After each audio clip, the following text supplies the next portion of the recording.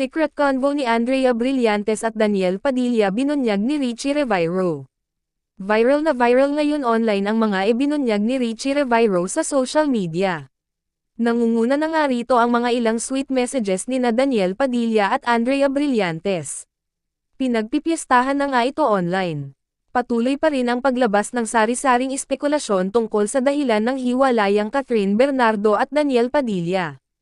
Huwebes, November 30, 2023, nangyari ni na Catherine at Daniel ang showbiz matapos nilang kumpirmahin na hiwalay na sila.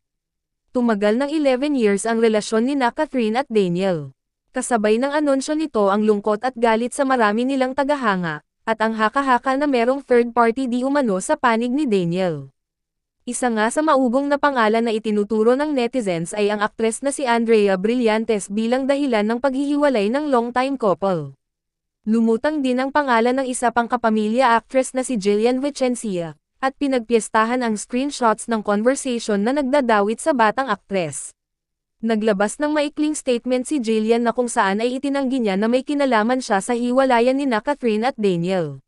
Si Andrea naman ay tahimik pa rin at hindi pa naglalabas ng kanyang panig kaugnay sa kontrobersya. For some reason, muling naungkat ang lumang post ng PBA player na si Richie Rivero sa X, dating Twitter. Si Richie ay ex-boyfriend ni Andrea at naging kontrobersyal din ang kanilang paghihiwalay na nangyari noong Mayo ng taong ito. Third party din ang itinuturong dahilan kung bakit naghiwalay sina Andrea at Richie.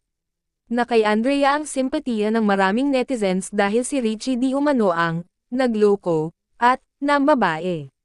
Nahuli raw ni Andrea na may babae sa kondo ni Richie, na itinanggi namang siya ang pinuntahan ng babae dahil kasama raw ito ng isang kaibigan na bumisita sa kanya noong gabing iyon.